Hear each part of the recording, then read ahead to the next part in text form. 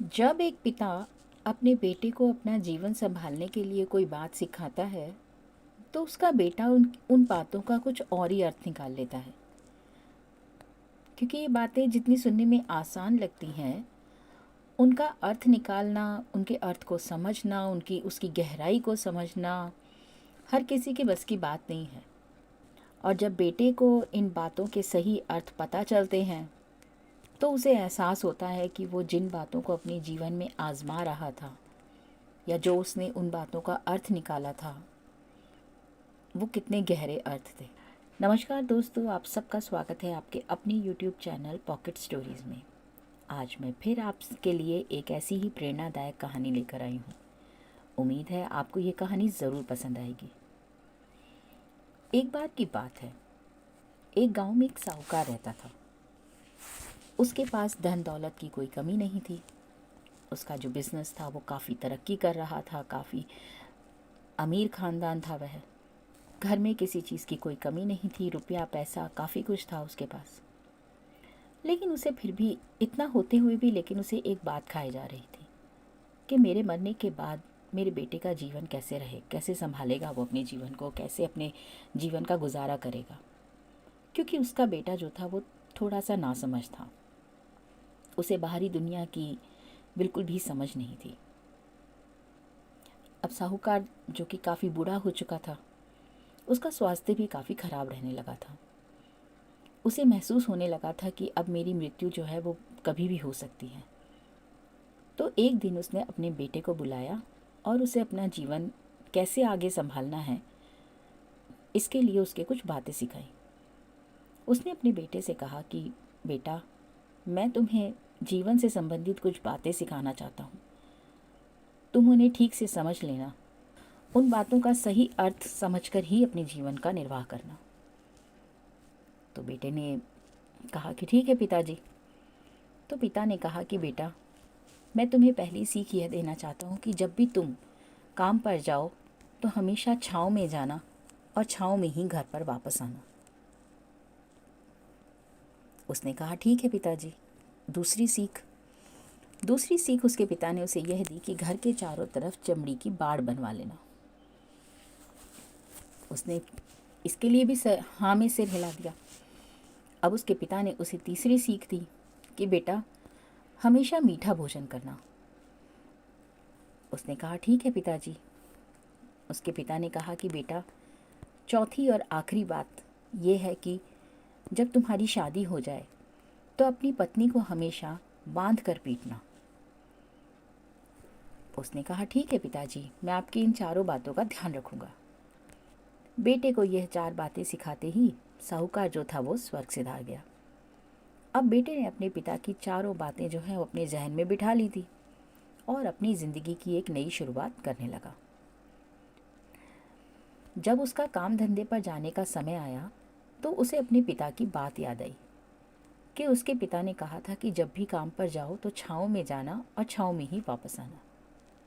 अब उसके घर में पैसों की तो कोई कमी थी नहीं, इसलिए उसने इस बात को याद करके अपने घर से लेकर ऑफिस तक एक बहुत बड़ा टेंट लगवा दिया ताकि वो धूप से बच सके। और अपने पिता की बात को याद करके ही उसने अपने घर के चारों तरफ भैंस की जो चमड़ी होती है उसकी बाउंड्री बनवा दी। अब उसकी चमड़ी से इतनी बदबू आने लगी कि आस पड़ोस के लोग जो थे वो दुखी रहने लगे। लेकिन अब लड़के के पिता ने कहा था तो उनकी बात तो माननी ही थी। और उसकी शादी भी हो चुकी थी, तो वो अपनी पत्नी से रोज़ाना घर में मीठी चीज़ें बनवाने लगा, जैसे खीर, हलवा, पूड़ी। एक दिन उसकी पत्नी से अनजाने में कोई गलती हो गई। अब उसको अपनी पत्नी पर बहुत गुस्सा आया, तो वह उसे मारने पर एकदम उतारू हो गया। लेकिन तभी उसके दिमाग में उसके पिता की बात है उसे याद आई कि उसके पिता ने कहा था कि पत्नी को हमेशा बांध कर पीटना। अब इस बात को याद करके उसने अपनी पत्नी को रस्सी से बांध लिया और वो जैसे ही उसने पीटने के लिए उसे लाठी उठाई तो उसकी पत्नी जो थी वो एकदम गुस्से से बोली कि रुक जा ना समझ, मैं बताती हूँ कि तेरे पिता ने जो तुझे चार बातें कही थी उनका सही अर्थ क्या है। फिर उसकी पत्नी ने उसके पिता ने जो 4 बातें उसको सिखाई थी उनका अर्थ समझाना शुरू किया। उसकी पत्नी बोली कि तुम्हारे पिता ने कहा था कि काम पर जब भी तुम जाओ तो छाँव में जाना और छाँव में ही आना। तुम्हारे पिता के कहने का अर्थ यह था, सूर्य उदय होने से पहले जाना और सूर्यास्त होने के बाद ही घर वापस आना, ताकि तुम अपने काम में इतने व्यस्त हो जाओ कि बाहर की जो दुनिया है उसकी मोह माया से दूर रहो। लेकिन तुम नासमझ इतने हो कि तुमने तो घर से ऑफिस तक जाने के लिए टेंट ही लगवा दिया ताकि तुम धूप से बच सको। तुम्हें अपने पिता की कही किसी भी बात का कोई सही अर्थ नहीं निकाला। और तुम्हारे पिता ने जो दूसरी बात कही थी कि घर के चारों तरफ चमड़ी की बाड़ करवाना, उनके कहने का अर्थ यह था कि आजकल घरों में चोरियां आदि बहुत होती रहती हैं। एकल परिवार रहते हैं, जिसके कारण घर की सुरक्षा के लिए वो चाहते थे कि घर की सुरक्षा के लिए तुम कोई कुत्ता या बिल्ली पालना ताकि चोरों से सुरक्षित रह सको। लेकिन तुमने क्या किया? तुमने तो घर के चारों तरफ भैंस की चमड़ी लगवा दी। इसका कोई अर्थ नहीं था। तुमने इस बात का भी गलत ही अर्थ निकाला। तुम्हारे पिता ने कहा था कि हमेशा मीठा भोजन करना। तुम्हारे पिता तुम्हें यह समझाना चाहते थे कि तेज़ भूख लगने पर ही भोजन करना।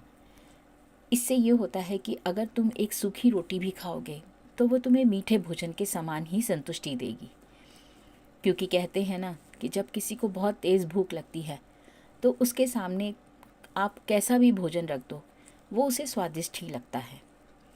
वो कभी भी उस भोजन के लिए कोई शिकायत नहीं करता।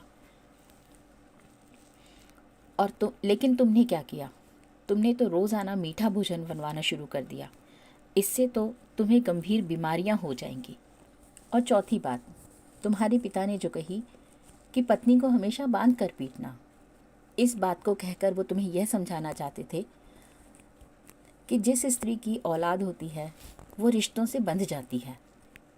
जिस स्त्री की कोई औलाद नहीं होती वो स्वतंत्र होती है, पतंग की तरह होती है, जहाँ मन चाहे वहाँ विचरने लगती है। और अगर तुम उसकी आज़ादी छीनने की कोशिश करते हो तो अपने स्वतंत्र मन से कहीं भी उड़ जाती है। इसीलिए उसे रिश्तों के बंधन में बांध देना। लेकिन तुमने तो उल्टा मुझ पर हाथ उठाना शुरू कर दिया। तुमने अपने पिता की कही किसी भी बात का सही अर्थ नहीं निकाला। इसीलिए कहते हैं ना कि हाथी के दांत खाने के और दिखाने के और। तुम्हारे पिता तुम्हें क्या सिखाना चाहते थे और तुमने क्या सीखा? उसकी पत्नी ने कहा कि मैं इतने दिनों तक इसीलिए मौन थी क्योंकि मैं तुम्हारे नासमझ दिमाग को जानती थी। इसलिए मैंने तुम्हें तुम्हारे ही हाल पर तुम्हें छोड़ दिया था कि शायद तुम एक दिन समझोगे। लेकिन आज तो तुमने हद ही कर दी। मुझसे एक छोटी सी गलती क्या हो गई कि तुमने मुझे मारना शुरू कर दिया और मुझे अपनी चुप्पी जो है वो तोड़नी पड़ी। दोस्तों, आपको ये कहानी कैसी लगी मुझे कमेंट सेक्शन में लिखकर ज़रूर बताना। और अगर आपको मेरी कहानियाँ पसंद आती हैं तो प्लीज़ मेरे चैनल को लाइक, शेयर और सब्सक्राइब ज़रूर करना। मिलती हूँ ऐसी ही एक रोचक और प्रेरणादायक कहानी के साथ में। तब तक के लिए नमस्कार।